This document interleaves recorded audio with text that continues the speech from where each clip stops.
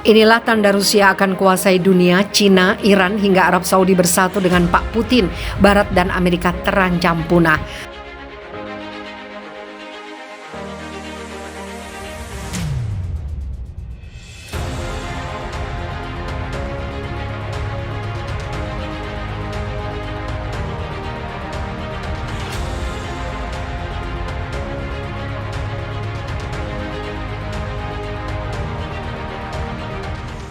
Meskipun tengah diembargo banyak negara Eropa, hal ini tidak membuat susah dan gelisah bagi Rusia. Malah musuh yang mulai keliengan melihat aksi beruang merah yang ternyata kini mendapat bantuan dan makin mempererat hubungan dengan Cina dan Iran di Arab.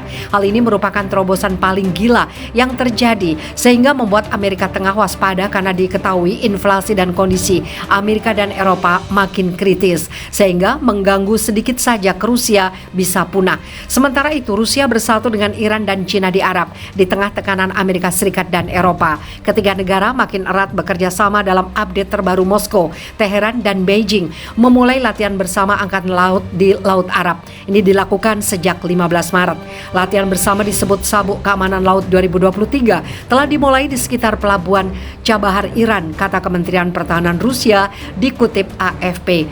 Rusia akan diwakili oleh fregat Laksamana Gorskov dan sebuah kapal tanker berukuran sedang, tambah kementerian tersebut. Selama latihan Angkatan Laut, kapal akan melakukan manuver bersama.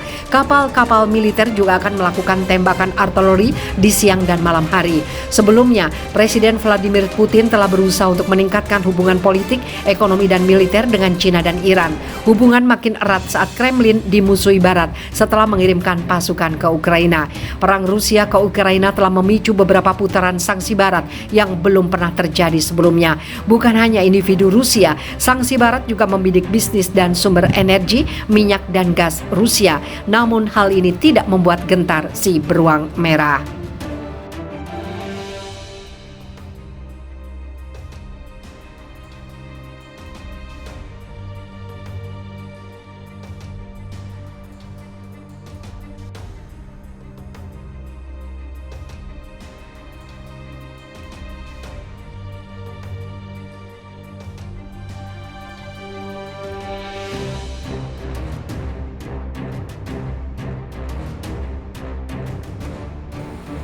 Tidak hanya NATO penyebabnya, motif agama ternyata juga dibalik perang Rusia versus Ukraina.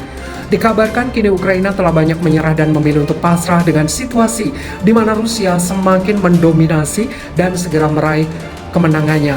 Konflik yang sudah lebih setahun ternyata diam-diam juga dilatari oleh urusan agama. Berikut faktanya.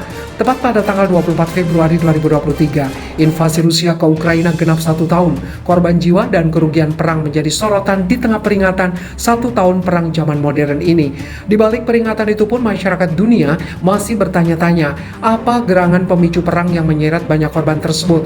Presiden Rusia Vladimir Putin pernah berujar bahwa serangan itu dipicu oleh kekhawatiran terbesar Rusia atas ancaman yang diciptakan oleh para politisi Barat, khususnya NATO yang memindahkan kekuatan militernya ke perbatasan Rusia-Ukraina.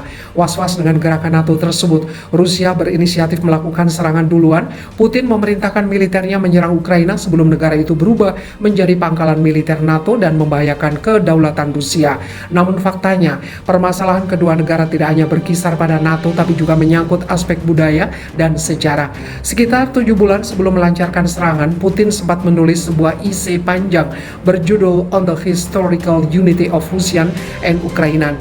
Esai Putin tersebut dimulai dengan penegasannya bahwa bangsa Rusia, Belarusia, dan Ukraina terikat oleh kesamaan agama, bahasa, dan tradisi budaya. Fakta ini memang tidak dapat dibantahkan jika ditarik mundur ke tahun 1988, saat itu ada penyebaran agama Kristen dari Kiev ke seluruh tanah air Rusia. Penyebaran ini gencar dilakukan karena penguasa Kiev Vladimir the Great atau Vladimir I resmi menjadi umat Kristiani. Vladimir diketahui jadi aktor penting di balik kristenisasi seluruh rakyat Rusia, kemudian jadi cikal bakal gereja Ortodok Rusia. Mulai dari saat itu, agama Kristen menyebar lambat laun menyatu dengan tanah air Rusia, sehingga terciptalah rasa nasionalisme dan spiritual di antara mereka yang amat kuat. Mengutip AFP, Kiev ternyata juga memiliki kedudukan penting bagi dunia keagamaan Rusia. Alhasil, sejak saat itu relasi keduanya pun terjalin mapan sampai berabad-abad lamanya. Sebagai catatan, Kiev jadi bagian tidak terpisahkan dari kekristenan Ortodoks Rusia. Namun ketika konsep negara bangsa terbentuk, hubungan keduanya lantas tidak lagi sama. Terlebih ketika Uni Soviet bubar pada 1991. Setelah hancurnya negara komunis itu, Kiev kemudian jadi ibu kota Ukraina. Pada saat bersamaan, mereka juga menulis sejarah versi mereka sendiri yang menurut Putin di esainya telah memojokkan Rusia atau Uni Soviet dengan menganggap episode sejarah bersamanya sebagai pendudukan. Kemunculan berbagai sentimen dari elit kedua negara dan pihak eksternal lantas mendorong munculnya persaingan tidak terhindarkan yang tidak dapat dijaga oleh perasaan spiritual semata. Puncaknya terjadi pada 2019.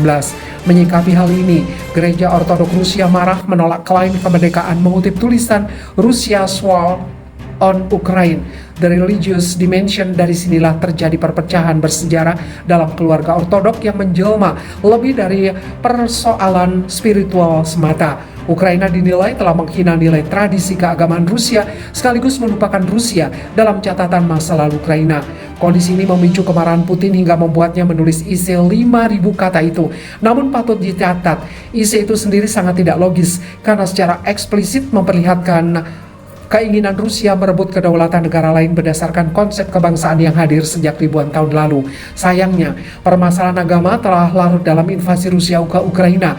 Serangan ke Ukraina tidak hanya dipandang motif ideologi, tapi untuk memurnikan kembali nilai keagamaan. Gereja Ortodoks Rusia menobatkan panggilan untuk Putin sebagai pengusir setan. Hal ini karena keberhasilannya menghabisi Ukraina yang telah memaksa warganya untuk meninggalkan nilai tradisi agama dan Ortodoks Rusia.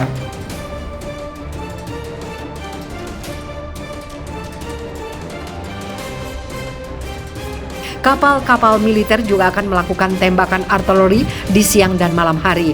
Sebelumnya, Presiden Vladimir Putin telah berusaha untuk meningkatkan hubungan politik, ekonomi, dan militer dengan China dan Iran. Hubungan makin erat saat Kremlin dimusuhi Barat setelah mengirimkan pasukan ke Ukraina. Perang Rusia ke Ukraina telah memicu beberapa putaran sanksi Barat yang belum pernah terjadi sebelumnya. Bukan hanya individu Rusia, sanksi Barat juga membidik bisnis dan sumber energi, minyak dan gas Rusia. Namun hal ini tidak membuat gentar si beruang merah.